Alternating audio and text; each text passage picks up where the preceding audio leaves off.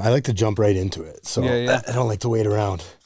Let's, why don't you tell us about your last 30 days of drinking and using, and then bring us to your last day drinking and using. I mean, it's all such like, it's a long time ago.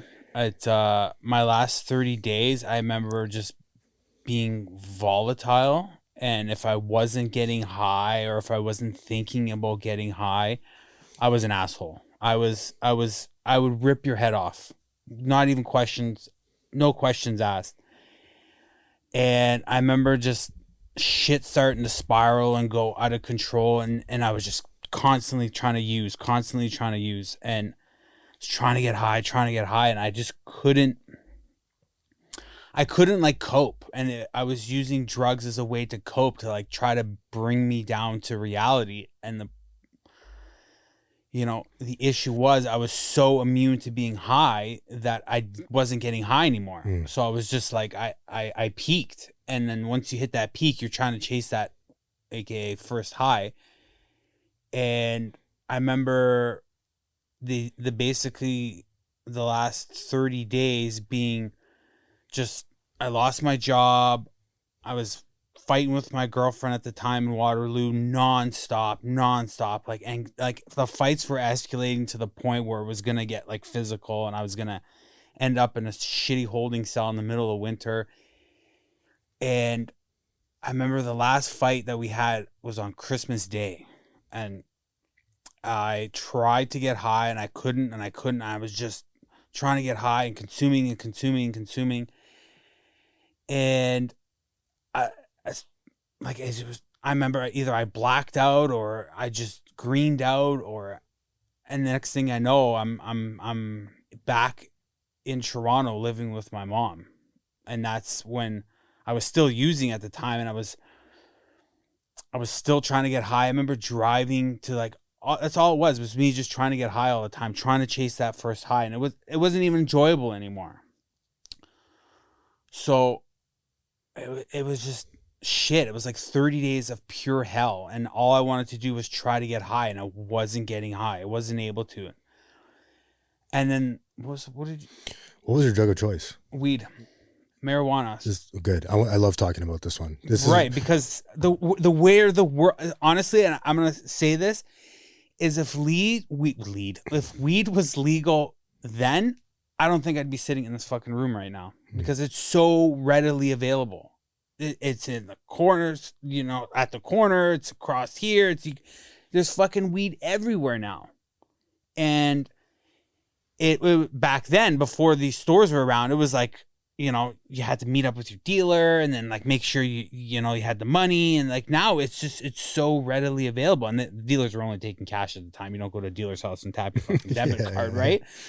So it was like, you got to make sure you had the cash. And it's like, yeah. And not to derail here, but I don't think people realize that you can get addicted to marijuana. You can, and you can hit that peak where it's like you're not fucking high anymore. Your worlds have collided. You are living in a high sober world, if that makes sense, where it's like it's just all one. You don't know if you're high and you don't know if you're sober. And it was just, weed was my drug of choice. Good. I'm happy we can talk about this today, because I think, to your point, people think it's harmless. It's not addictive. It's not going to bring me down. I was talking to a guy the other day, getting him into treatment, and his drug of choice was weed. He had problems with the law.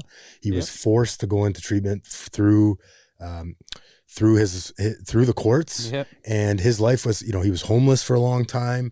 A lot of people, you'll see nowadays too, that the drinking statistics are down. Mm-hmm. People are drinking less overall.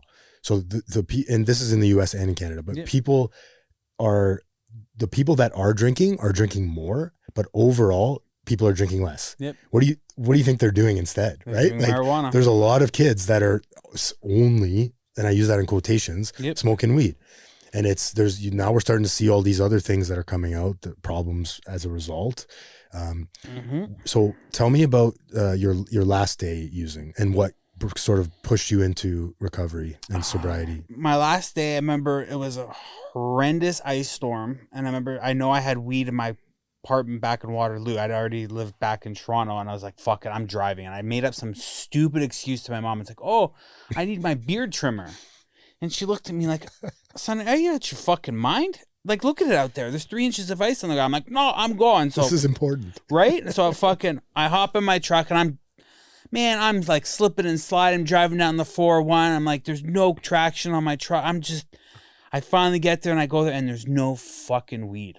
I guess I was blurry, and I remember being in my apartment, and I'm like picking on the carpet, trying to find fucking the last little granules of fucking weed to get high. And I thought I got enough. The next thing I know, I'm smoking fucking like lint. Like, what the fuck happened to me? And I guess I hit too hard with whatever was in it. And I remember I'm like, okay, I gotta go to the washroom. And I just blacked out, and I passed out half into the fucking toilet. I smashed my ribs. I didn't think I cracked anything, but I'm just passed out in this toilet bowl. And I'm like, if I would have landed 30 centimeters farther, I would probably not be here right now, because nobody had access to my apartment. So then I drive back, and my mom's like, oh, so where's your beard trimmer? I'm like, oh yeah, it was broken. I threw it out. So she knew that the gig was up. And then how it was that it came to realize that I called my uncle, who has numerous years of sobriety, and the big book should be named after him, of how much fucking knowledge he, like, it's mind blowing. He's like Yoda when you talk to him about the big book. And I said to him, so how did you know that you had a problem doing, like, you were addicted to drugs? And he said that when you're not using, when you're not consuming, when you're not thinking about it, who are you as a person? Are you an asshole? And I said, I'm a fucking piece of shit. He goes, yeah, there's your fucking answer. There's no sugar cookie with him. It's like, this is it. You are addicted to marijuana. If we knew more about our sleep, what would we do differently? Would we go to bed at a consistent time, or take steps to reduce interruptions to our sleep? With Sleep Score, Apple Watch measures your bedtime consistency, interruptions, and sleep duration. Then, every morning it combines these factors into an easy-to-understand score from 1 to 100. So you'll know how to take the quality of your sleep from okay to very high. Know your sleep score with Apple Watch. iPhone 11 or later required. You thought this was your Run Club era. Turns out, it was more of a thinking about Run Club era. The good news? Someone's marathon training is about to start. Sell your workout gear on Depop. Just snap a few photos, and we'll take care of the rest. They get their race day fit, and you get a payout for trying. Someone on Depop wants what you've got. Start selling now. Depop, where taste recognizes taste. And he goes, you got to take all your shit and flush it. And I just remember trying to find the shit in the house, and it was like this fucking, trying to find a mouse trying to find cheese in the maze. So I'm looking in the basement. I'm like, oh fuck, I found half a nug. I'm like trying to fucking pack it up and get ready to smoke. And next thing I know, I'm smoking fucking like cat hair and fucking just whatever I could get my fucking hands on. It was like so bad. And then I ended up flushing it. And then that was it. It took probably a week to detox from weed, and I put my parents through fucking hell. Like, just absolute shit on a stick, deep fried in the oven, like just garbage. I remember my mom was terrified. She was like, no, I'm mortgaging the house. You're going to rehab. I'm like, fuck rehab. No, I'm going to fucking kill myself in this house. Like, this is fucking it. I remember hopping in my truck, just driving 80 in a 40, just fucking, I don't even know what I was doing. And then after that, like, life started to, like, you're still on that pink cloud. Like, stuff started to get a little more enjoyable.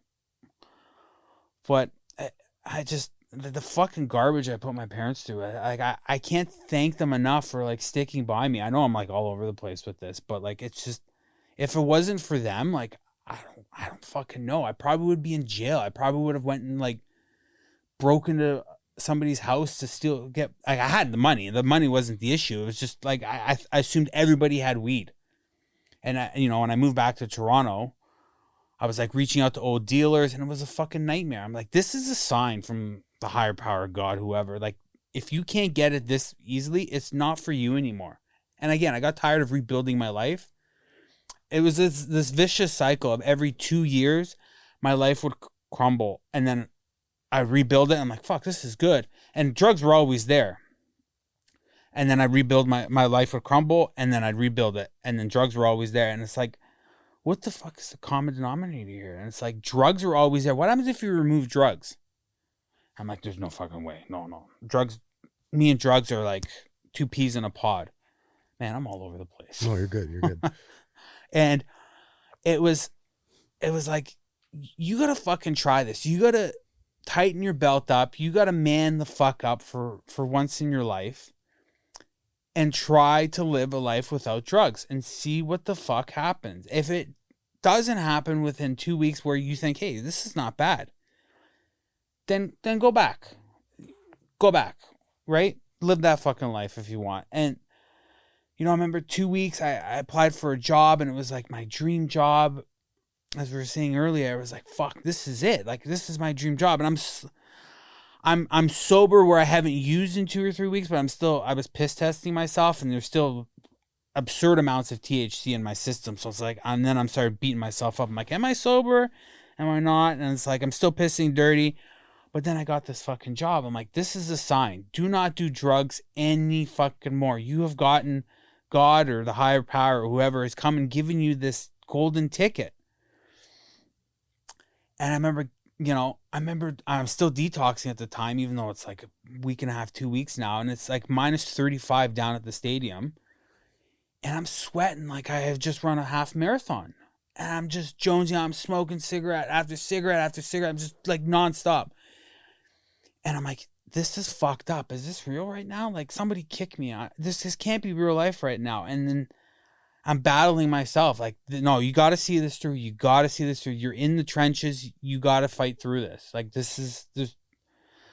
So I ended up getting the job, and, I bought into the system. I went to a meeting, even prior to getting the job. My first meeting was out in Barrie to Freedom Friday. Hi, everybody, if you listen. And I met some cool people. I met some really fucking cool people, and they were just, good people. Obviously, my uncle was there. Hi, Uncle Phil. And it was an eye opener. I was like, fuck, I'm not the only piece of shit in this world that likes drugs. Like, it's like, fuck. And you see some of these people, and some of these people are well put together, and I'm not trying to bash anyone in the rooms here, but like, then you get the people that are in the trenches still, and they're fighting the fucking war. The war that anybody outside this room doesn't get.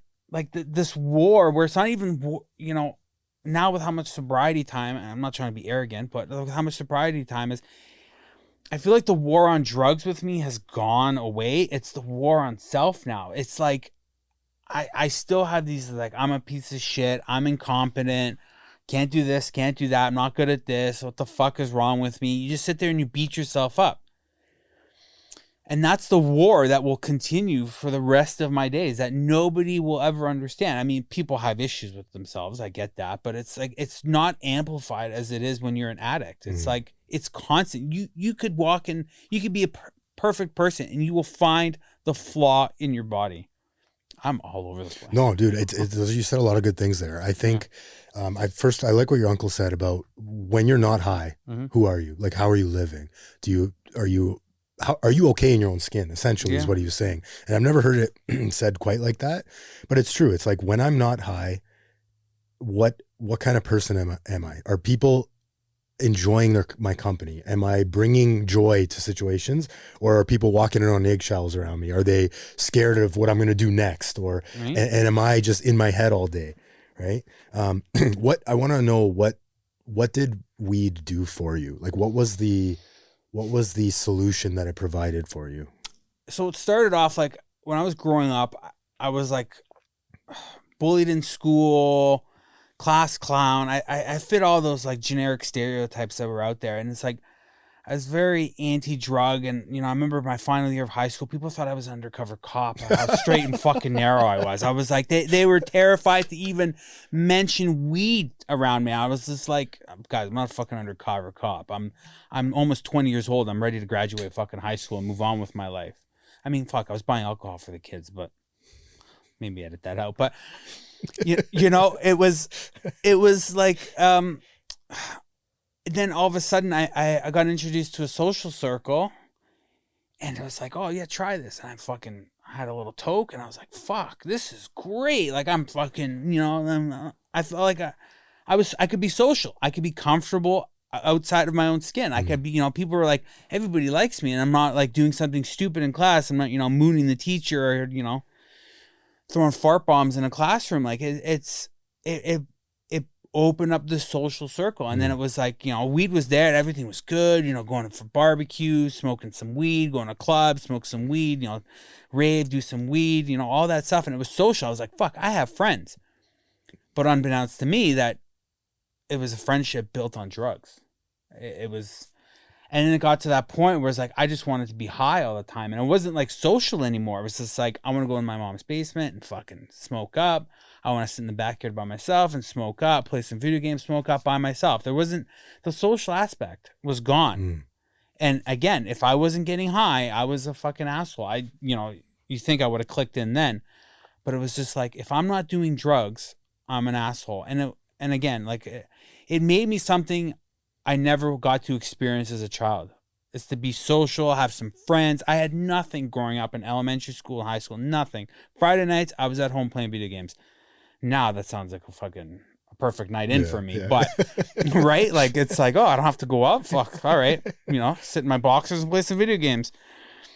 But like, even now, like I still battle myself. Like I live in isolation. I live with my girlfriend, wife. I don't even know what the technical term is at this point, but I just like to be in my basement by myself in the house. Like it's fucked up, and I can't get out to like go and spend some time with her. It fucking sucks. It's like we have this beautiful house that we bought, and all I want to do is sit in the fucking basement and play video games. And it's fucked because it's such a comfort zone, because it's like, it isolates me from the world. But then that isolation, now it starts to affect her, because it's like, hey, you don't fucking love me anymore. You don't want to spend time with me. But it's like, this is my fucking happy place. And it's like this battle, this is this battle going on. So I appreciate you bringing that up, because I've been struggling with that lately too, is the isolation piece. Yeah. What do you think? And this is like, I think about this a lot. From my perspective, it feels as though it's like going to the gym or doing anything. When you do it more, it's easier to do. Absolutely. Right. So, because I'm in the same place as you. I would rather on most days, most nights, stay in and watch Netflix or watch a movie or hang out with my wife at home than go out to a restaurant. Yep. And it's a battle. I agree with you 100%. So, what do you think isolation is like? Why is it so tough to get out of, I guess? I think there's that aspect where it's like, if you're not aspect, but like it's with withdrawal. It's like, if I'm not around anybody, there's less chances of me being that volatile person. Right? So it's like, if there's less interaction, there's less problems. So you that's what it is for me anyways. It's like, if I don't, spend time with my wife, there's less chances of fighting. But now with fucking text messaging, we're bound to fight over a text message. But it's just safe. Isolation to me is safe. It's like, I put on my gaming headset and it's like, you know what? I can talk shit to some 16-year-old kid in Florida and make him feel like absolute fucking garbage. And he just got beat up by a 40-year-old who's been touching grass for the last, 10 years. And you're a basement dweller. I don't even know where I'm going with that, but it's like, that's my happy place. There's no repercussions. Now, I got to be clean with it, because I might get my account banned, but it's just, it makes me feel good to, it's a reality escape. And you know what? There's a part of me that thinks, fuck, have I become addicted to video games? It's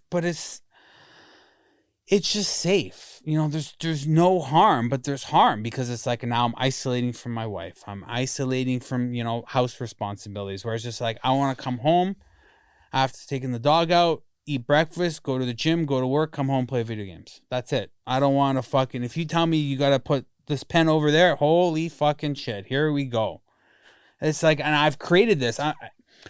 But at the same time, again, it's a double-edged sword. This routine that I have, this structure, has kept me where I am today, right? Like, it's structure has kept me sober for so long. Like, getting up and going to work, getting up and eating and taking care of stuff. that's what kept me sober for so long. It's that structure. It's like work has always been there and been a structure.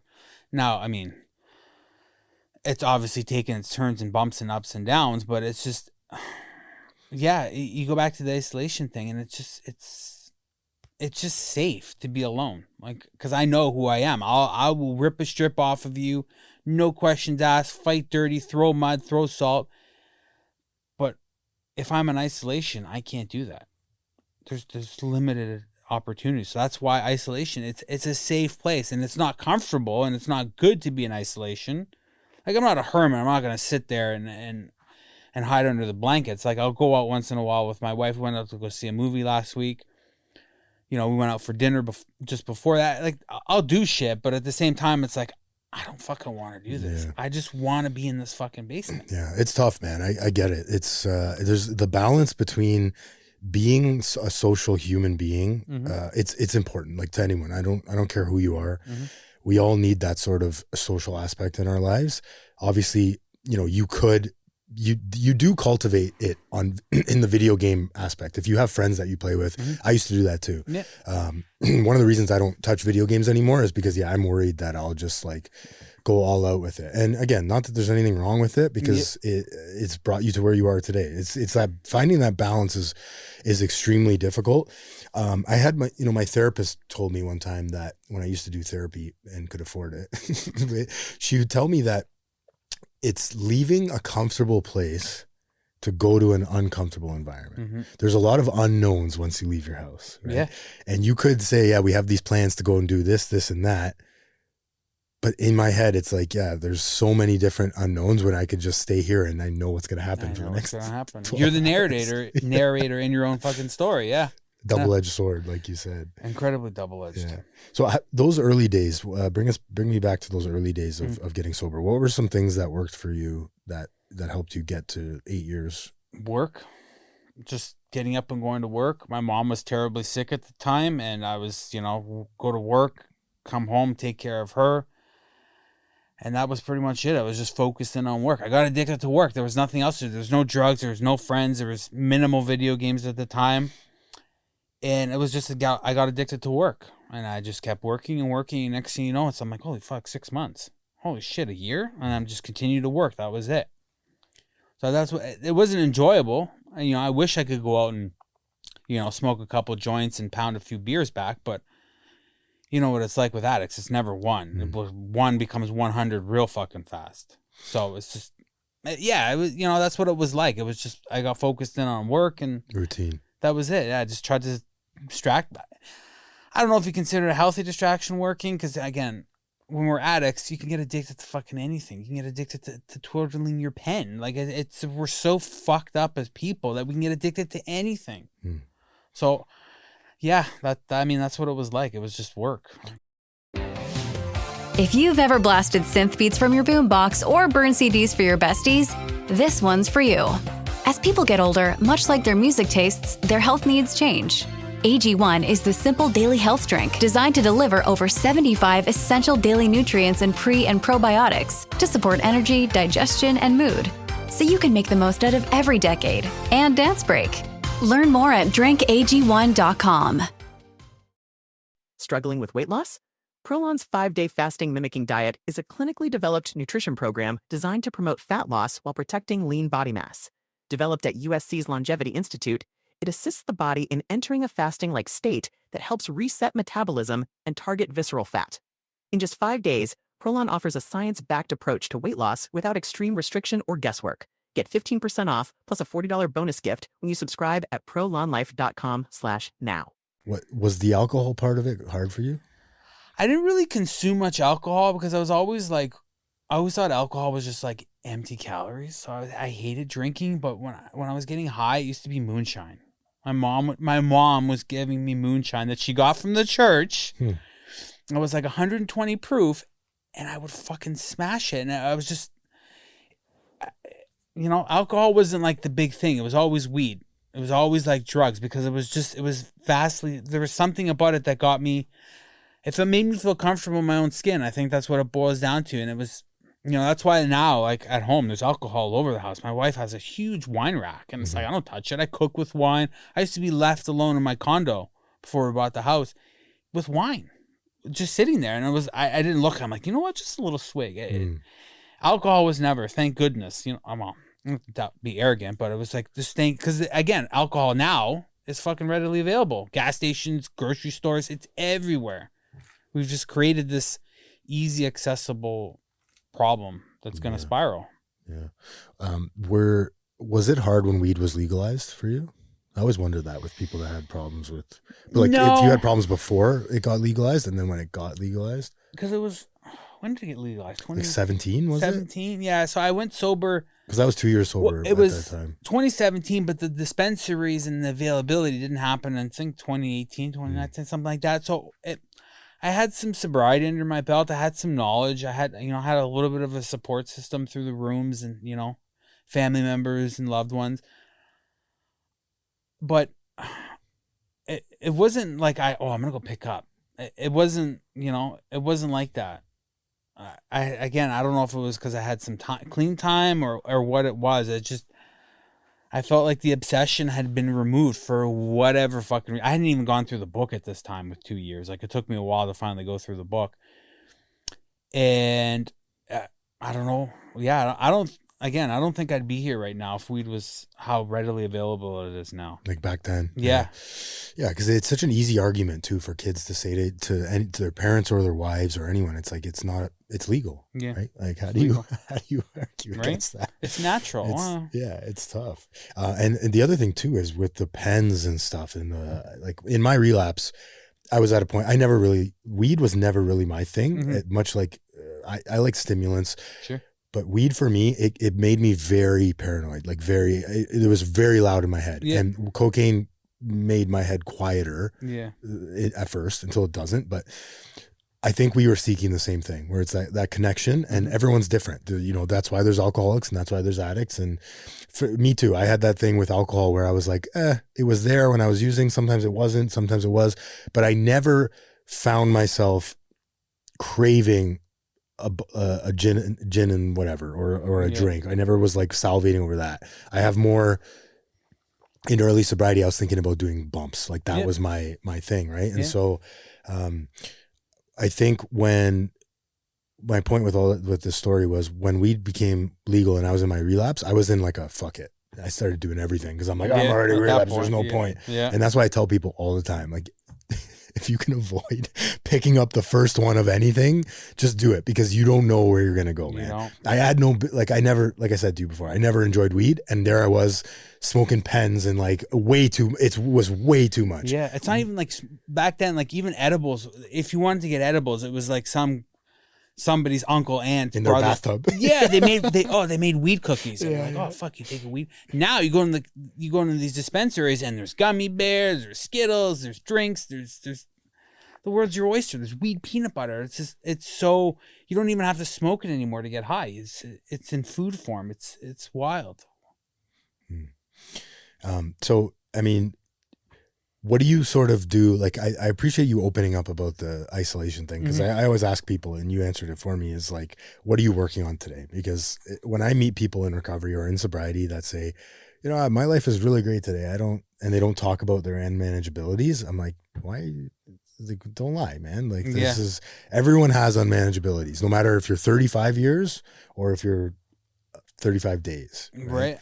I'm always trying to work on myself as best I can. Like, I know, like, my wife and wife, we're having like, we have issues, like we fight, like, I'm always trying to better myself. Like, either it's physically right now or if it's mentally, I'm always trying to better myself. And it's not fucking easy. It is not easy. Like, it's for me right now, it's easier to be, to physically change myself than it is mentally, if that makes any sense. So it's like you can do, physically is always easier because you can physically do something. Mentally, it's like you don't know how you can change yourself. I should probably go back to a meeting and talk to people, but it's just like, I don't know. It's a battle every day. I was told early on, like, get up every day out of bed and make your fucking bed. Because if you do that, then you can turn around and say, at least I accomplished that today. And I do. I make the bed every morning. So, you know, it's just, I try to, I battle myself every day. I try to be a good person every day. And some days the fucking battle's lost. The battle's so far lost. Like, and I spiral. I beat myself up. And it's like, I'm garbage. I'm like, why am I breathing right now? Like, what the fuck's wrong with me? So, yeah, there's no real one thing I'm trying to better myself on. I'm trying to be more, you know, supportive of my wife, but it's like I'm battling myself now, and she doesn't know these battles that happen. Like these battles, like I hate that, you know, that these battles are happening again, and they're not a battle that there's an end in sight. Like they'll keep happening. It could go on for 2 days. It could go on for 6 months. It's hard to talk about that shit too, as men, especially because my brain will always tell me like, oh, there's, you know, don't talk about this. There's no solution to it anyways. And you don't want to sound like you're complaining too, right? Like, it's like, I don't want to sound like I'm complaining. Meanwhile, I'll complain about something else. But when it comes to those sort of things, it's like, I think as men, we're supposed to have it all figured out, or at least that's the way my brain tells me that it is. You know, you go to work, you rub some dirt on it. That's the way I was raised, and you just move on. You don't, you know, we don't really talk about mental health. We become a society, like, it's, you know, you look at our parents. There was mental health wasn't a fucking thing back then. There was no mental health. It's like you get up and you go. You either go or you don't go, and you just. That was it. Like, I remember my dad telling me, he goes, mental health was not a thing. Like, there was no struggle. Like, you didn't admit that you had a problem. Like, you just fucking kept going. Yeah, and you followed the rules. Yep. And if you didn't follow the rules, there was consequences. That was it. Yeah. And it was, you know, there's not like, hey, you know what? Something isn't right with me. No, it was, and it sucks. You know what I mean? Because as men, like, we're supposed to be like this strong warrior force where it's like nothing bothers us. But look, when we struggle hard, and people don't realize how hard it is, how much we're our own worst enemy. Just to basically sum that up, like we'll beat ourselves up no matter what. We could have won $1 million, and it's like, you know what? Why not 1,000,001? No. What the fuck's wrong with you? Yeah. One of the things that, you know, talking about childhood, one of the things, I had a good upbringing. You know, you could look at my upbringing on paper and be like, why'd you get into drugs? Like, there was no reason to, right? So it's like everything I wanted. We weren't, you know, rich by any means, but I had what I needed. I learned how to lie when I was younger. I don't know about your upbringing, but for me, it was like my consequences were always, it felt like they were always harsher than other people. And I'm not talking about physically or anything like that, but I would get, you know, things taken away from me. I would get consequences as a kid. My friends always seemed to be able to do more than me when we were younger. And so, like, I learned how to lie and spin a story and skirt around the truth and get out of things. And that kept on into my addiction as I was using so you create this sort of double life in your addiction where it's like, this is the high me version of me. And then this is the good stage character version of me. Yeah. No, I was the same way. I was raised in a good house, like phenomenal house. My mother and my grandmother took amazing care of me. My parents separated when I was in grade 3. My dad was always in the picture. They divorced amicably, you know, and my dad was, every weekend I was at my dad. My parents are some of the fucking best parents on earth. Like, I can't thank them enough. And it like breaks my heart that I'm like, how do I thank these people for what they've done for me in all these years? You know, I'm like gonna fucking cry right now, but like, what the fuck? It's like, you know, and there's days where I treat them like shit. And I'm like, what the fuck is wrong with you? My mom would give you her shirt off your fucking back if you didn't have it. And here I am freaking out at her. I'm screaming at my dad because I'm like, what the fuck is wrong with you? And this is the addict that still says, hey, you're not fucking out of this yet. You know? And my parents gave me whatever I wanted, but there was something in me when I was a child that I was just always angry. Like, I don't know if it was like I didn't have friends or what it was, but it was like, I was just always angry about everything. And then, you know, I remember when I was in grade 7 or 8, like everybody's going out to like a house party. I never got fucking invited. And I was like just crushed inside. But it was like, you know, And my grandma sees me and she goes, "What's wrong with you?" I'm like, "Oh, how do you explain this to them? Like, how do you explain it to, you know, an immigrant from Greece that barely spoke English?" It's like, she goes, "Oh, okay, who cares? I make you food." And she here's this fucking massive plate of food. Right. And that's why I started to struggle with like weight. I was like 300 pounds in grade 9. Like I was fucking this fat ass Greek kid that everybody called. But it was like, home was so comforting. It was just so comforting. I don't even know where I'm going with this. Yeah, well, I mean, it leads into the possibilities of why isolation feels so good too, right? Yeah. It's like having a home base where nobody could attack you. You're really. safe, yeah. How did you lose all that weight? So I started with Dr. Bernstein, and I went to that, and then I was starting to get more active. I was starting to play some baseball. I ended up losing well over 100 pounds doing that. It cost my mom an absolute fortune. And I'd always battled with self-image, right? Like it was in that time, dad bod wasn't a fucking thing back then, right? Like now I was like, where was that? Yeah. I was like, where was that? Yeah. I would have been Don Suave in school. I would have been macking all kinds of girls. But it was like, it wasn't a thing. It was like, who's this fucking fat ass in the lunchroom? You know what I mean? And I did that, and then my weight was always a massive issue for me growing up. Like even in college, I was always struggling for weight, gaining weight, losing weight, gaining weight. Like there was never a healthy norm, and it sucks because it's like there's that addict kicking in. It's like you're either all in or you're not, you know. And that's how I did it. It taught me a lot about, like, I learned a lot, like about how to eat and like structure your meals and eat properly and what choices. I mean, kids say they don't know how easy they have it with AI. You just go in there and like, here's your meal plan for the week. Here's your macros. Here's this, here's that. Back then it was like, there was no nutrition labels even. Yeah. There was like, it's crazy where the world's gone, but you know, and I got to the point where I was starting to hit my max again at 300 pounds. And I was like, fuck, this is crazy. Like my parents are starting to barely fit. My wife is like, "Oh, I love you the way you are." And I'm like, "Are you fucking kidding me? I look like a fucking potato." You know, like I'm a jiggling mass of sexuality. Like I'm disgusting right now. She's like, "No, I love this. This is man." I'm like, "Are you fucking kidding me right now?" Like I feel repulsive. So then, you know, and then again, I battled myself. It's you said it before about something about your first time. It always becomes easier. I remember like, "Oh, I'm not going to the gym. No, I'm not going back to the gym. This is gonna." And I said, "Fuck it, I'm gonna go." And I went, and now it's like it's the fucking best feeling in the world. It's like going to the gym. That's the only place I have confidence in my life right now is at the fucking gym, right? Like it's just I'm in control here, right?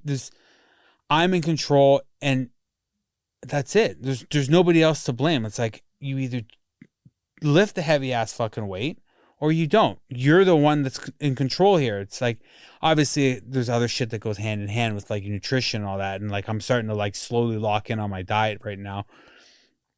I'm down over 23 pounds since I fucking started. So, you know, I'm lifting incredibly heavy weights. Like I'm like a 40-year-old fucking man going to the gym lifting this heavy ass weight. I'm not competing, you know. There's no broccoli head that I'm competing against, right? You know what I mean? Like it's those memes crack me up when you see that fucking shit because it's true. Yeah. You should go to the U.S. There's way more of them. Wild. You get the broccoli heads, and it's just like I can't ego lift when I'm 40 years old because you know what's gonna happen. I'm gonna be egoing myself back to the fucking hospital with a herniated disc. Yeah. So it's like it's enjoyable now. You know, it's so much more enjoyable. Just. That's, I mean, how I lost the weight again, Dr. Bernstein, to go back. So, but you went back up to 300 pounds? I got pretty fucking close. Yeah. I think my highest was just before I started back cutting weight. It was about 285, 290. So it was, but it didn't look it. Because again, after there was a stretch where I was playing baseball pretty competitively, I started to hit the gym pretty hard. So there was that lean mass. I told somebody this, I'm like, I'm 290 pounds. They're like, are you fucking kidding me? There's no way you're 300 pounds. Because when you say that weight, people just think my 600-pound life TLC falling off the back. That's pretty true, yeah. Right? Like that's kind of your first. Yeah, that's where you go. You say, "Oh, this person's 300 pounds," and you look at them like, "You're not fucking 300 pounds." Thank God I was at least somewhat tall, but yeah, it's that's. Would you say that you were ever addicted to food too? Like, was absolutely, that, absolutely, and that's where weed came in. It's like I'd get fucking blasted to the moon, and I'd drive high to Walmart and I'd get a fucking they were selling Krispy Kreme donuts at the time. And I'd sit in my truck eating 24 donuts. And then I'd go across the street to No Frills and I'd get fucking a couple nice steaks. And I must have eaten like 3,000 calories when I was high every single day. Yeah. It was just wild. Yeah. It's interesting too, because I've met a lot of people that have had weed addictions that find that it eventually flips on them and they eat less when they're high. Yeah. Like, I don't know. I was the same when I was like at that point in my addiction where I wasn't getting high anymore. Like there was no like, whoa, everything's funny. It was all the same. And I basically wouldn't eat. I'd go 12 hours at work, physical labor, not eating. These guys are, what the fuck's wrong with you?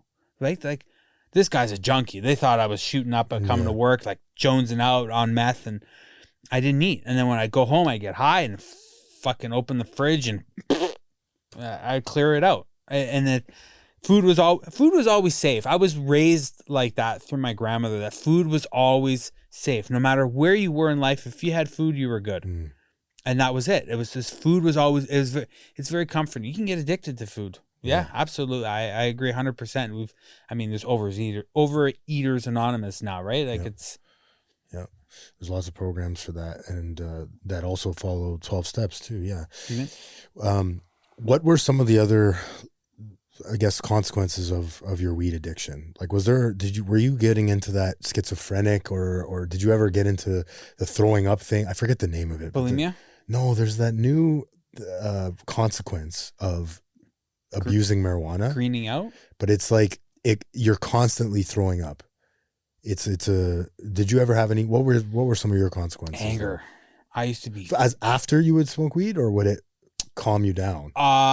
It was like in that period where I had gotten high, but then I was kind of like in the middle before I needed to get high again to like keep that wave going.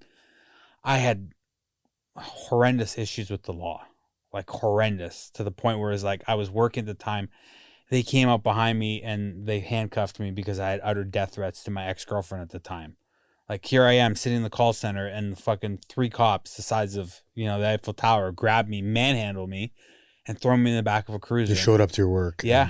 And I was like, how the fuck? Like, somehow they found out where I was. Yeah, I had anger was always the thing. It was always there when I was either not getting high or getting high, angry all the time. And did you have to like follow up those consequences when you got sober, or was it kind of? No, I was still actively using, but I still had to face them. Yeah, like they came back because they go on for a while, right? Yeah, it was like a year and a half, 2 years. I remember being under horrible house arrest. Like, they wouldn't even let me leave for work. It was fucking awful. But yeah, I was still getting high at the time. It was, drugs were always there, no matter what. Drugs were always available. It was like food. It was always there. Somehow I was able to get weed. What do you, let's end with this. What do you say to the person that says, oh, I'm just smoking weed? It's not that big of a deal, but they might have a problem or. That is a good one. I don't even know how to answer that. I mean, if you can stop with just one, then good for you. I'll fucking shake your hand. I'll buy you a steak dinner, because that's not for me. But people that are starting to have that issue where they need it to get through the day, I want to say enjoy it, but that sounds pretty sadistic. But it's just, it stopped being fun a long time ago. I don't know how to answer it. Like, it's a really tough thing what to say to them. Like, it's just, I don't want to be negative and say, you know what, eventually your fun's going to run out. Like, it's you're using it as a coping mechanism. Like, you're going to hit that where you're not fucking high anymore. It's like you can't. Stops working. Yeah, it stops working. It stops being fun. Like, it's not social anymore. It's not, Yeah. And like alcohol, you'll see people go on for a majority of their lives not doing anything about it, because hitting that bottom might not be as it's an immeasurable thing. Yeah. You can't say to someone, hey, this is your rock bottom right here. Yeah. Some people will fall down that cliff.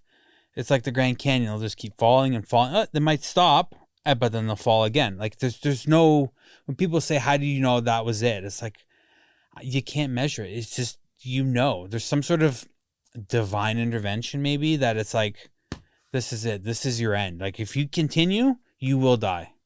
That's how it was to me. There was no signs. It was just like, again, it goes back to my apartment where I've passed out in half the toilet. Like if I would have fell, I wouldn't be here right now. Crazy as it sounds, drowning in a toilet. I mean, yeah, I wouldn't be here. That's what it took, though. That's right? what it took. Yeah, I agree with you. It's the rock bottom thing. You don't.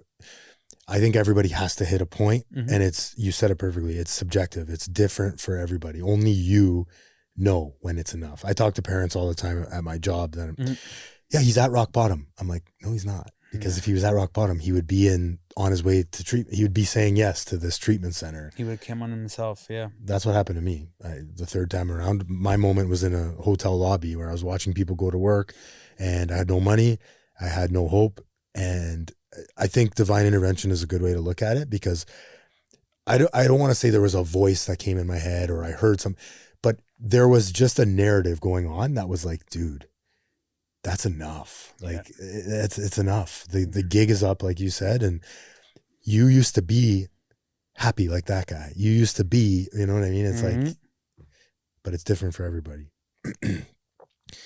Thanks so much for coming down, Alex. No, thanks for having me. Like I said, after 8 years, I've never really spilt the beans. So it's nice to finally do it. Hopefully, I touched somebody. I don't know if that's the appropriate word, but yeah, you get it. So, yeah. Perfect.